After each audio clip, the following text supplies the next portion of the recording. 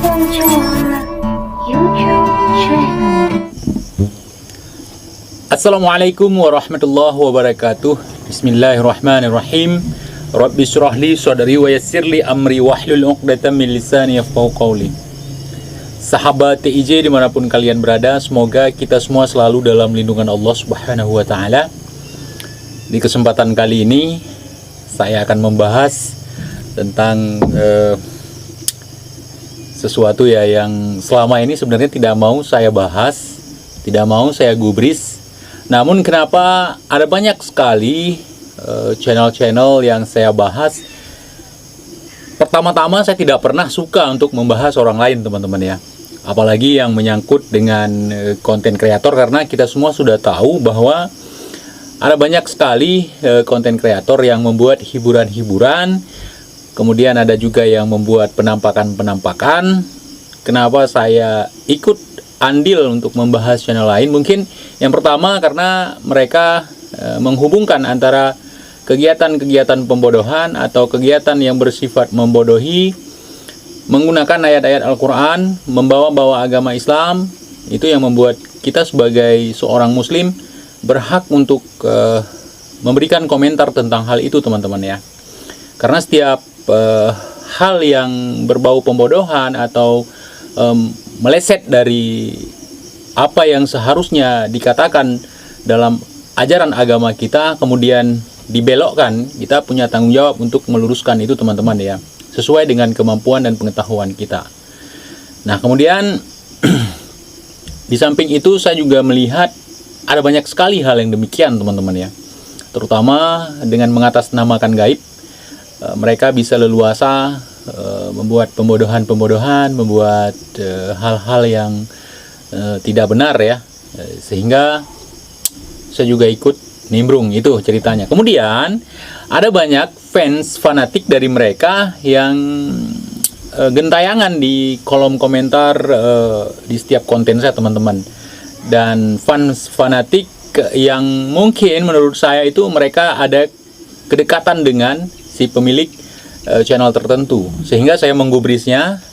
Saya mengikuti challenge dari mereka untuk membuat tantangan, dan ketika ada tantangan ya, tantangan dari kita untuk meluruskan akidah yang sudah dibengkok-bengkokkan, itu merupakan tantangan tauhid, teman-teman ya.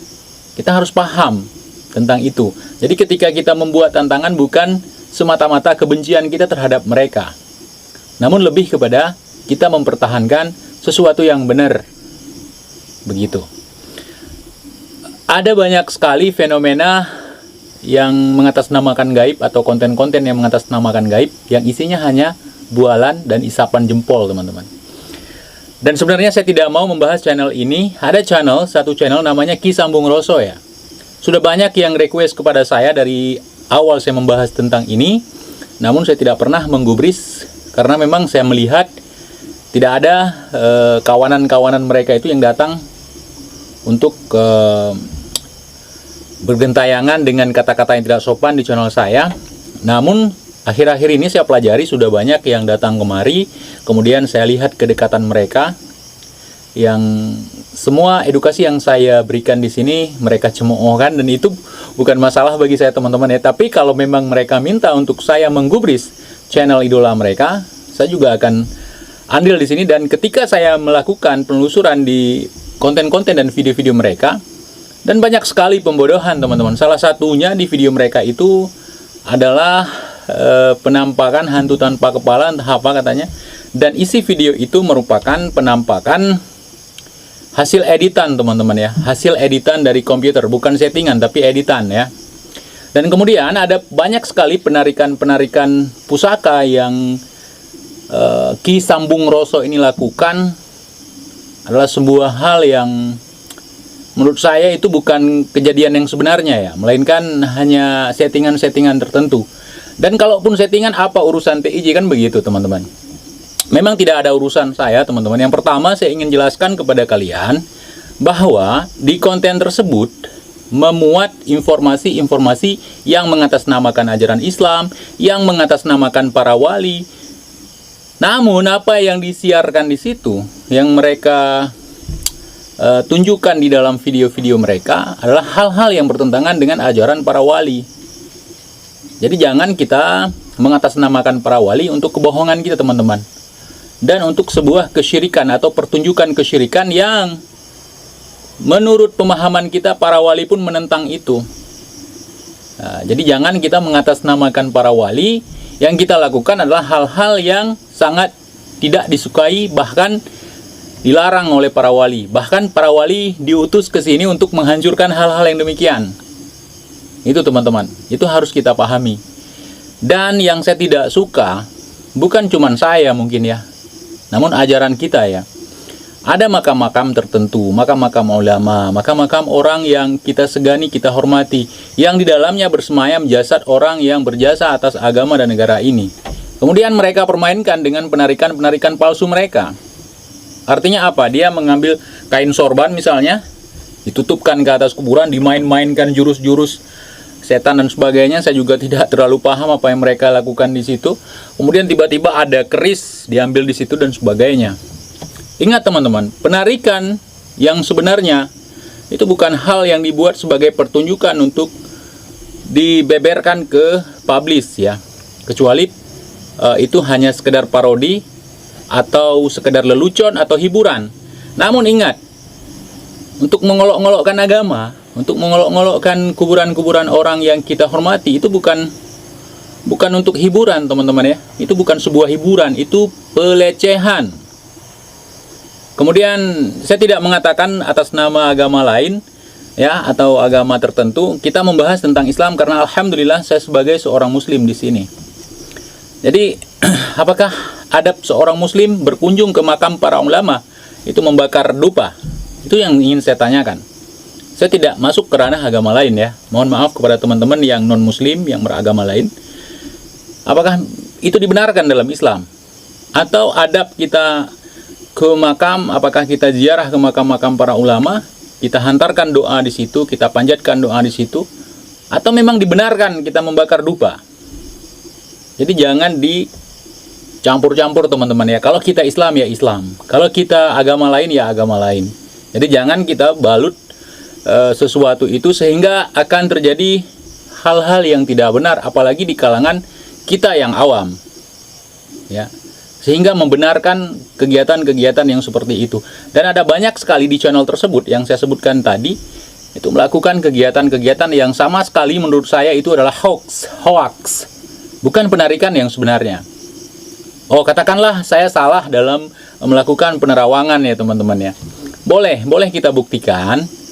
Sekarang gini, kalau misalnya mereka sering mengatakan bahwa setiap kali kami melakukan penarikan itu gratis, kata mereka. Tetapi menurut saya banyak hal-hal yang seperti ini saat diundang untuk melakukan penarikan itu mereka harus dibayar. Kemudian ada syarat-syarat tertentu termasuk beli minyak apple gin, beli syarat-syarat yang lain itu harus dibayar juga. Dan bayarannya bukan sedikit. Ya taruhlah mereka mengatakan gratis ya. Ini sekarang ada beberapa lokasi di sini yang kebetulan kita termasuk ahli waris dari harta yang terpendam ini yang letaknya berpindah-pindah teman-teman. Jadi lokasinya luas, ada 1 hektar kalau tidak salah, mungkin lebih dari 1 hektar ya. Jadi di sini bekas benteng dulu, benteng kerajaan. Di situ ada benda-benda pusaka terpendam, bahkan ada emas. Ya, menurut kajian kami seperti itu, dan kami tidak mampu untuk melakukan pengangkatan karena ada beberapa syarat yang diminta oleh yang menguasai tempat ini. Yang menguasai tempat ini adalah iblis teman-teman. Jadi kalau memang yang bersangkutan sanggup, silahkan datang, nanti hasilnya kita bagi. Ya, jadi saya ingin membuktikan ya kalau memang benar seperti itu. Tapi kalau untuk mengolok-olokkan kuburan itu saya tidak setuju. Bahkan orang-orang sakti yang dulu itu yang pandai dalam melakukan penarikan tidak pernah dipamerkan untuk hal yang demikian. Apalagi yang mengatasnamakan kuburan-kuburan itu. Jadi kesannya kita mengolok-olokkan gitu. Kita merendahkan jasad yang ada di dalam situ. Ini mohon maaf kepada teman-teman semuanya, saya ingin meluruskan. Tetapi kalau mereka tidak mengusik saya hari ini, mungkin saya sudah membahas secara keseluruhan ya, tidak sedetail ini, tidak menyebutkan nama. Ini saya menyebutkan nama Kemudian ada beberapa video dari Ki Sambung Roso ini yang menunjukkan aura-aura, dan sebenarnya itu hanya bohongan ya. Kalau misalnya aura itu ada, insya Allah kami bisa melihat dari sini, bisa merasakan getarannya teman-teman. Jadi bukan asal bicara, kita bertanggung jawab. Oh, persoalan beliau memberikan pengobatan gratis bermanfaat untuk orang lain itu bukan urusan kami teman-teman.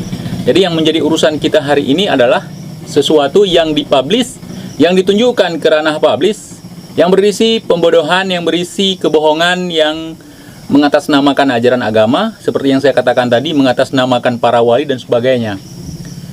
Ya, ketika video beliau menunjukkan jejak-jejak para wali, makam-makam dan sebagainya, kemudian yang mereka tampilkan di situ adalah ajaran yang bertentangan dengan apa yang diajarkan oleh para wali. Itu harus berhati-hati teman-teman ya, harus berhati-hati. Jangan sampai gara-gara kita ngejar konten, gara-gara pingin disanjung, pingin dianggap orang hebat, orang sakti dan sebagainya, kita mengabaikan sesuatu yang tidak seharusnya kita lakukan. Artinya kita mengabaikan kebenaran dan menunjukkan sebuah kebodohan. Jadi seperti ini teman-teman ya. Kita harus jeli dalam hal ini, kita harus berhati-hati. Ya, apa yang diajarkan oleh para wali kepada kita, jangan kita buat asal-asalan sekarang. Kalau memang tidak punya kemampuan, tidak punya ilmu tentang itu, jangan main di situ. Oke? Saya minta maaf kepada yang bersangkutan. Kalau memang tidak menerima apa yang saya katakan hari ini, tentu saya harus bertanggung jawab dengan ini dan boleh kita buktikan. Terima kasih banyak. Semoga apa yang saya sampaikan hari ini di malam ini bermanfaat untuk kita semua. Wassalamualaikum warahmatullahi wabarakatuh. Klik YouTube channel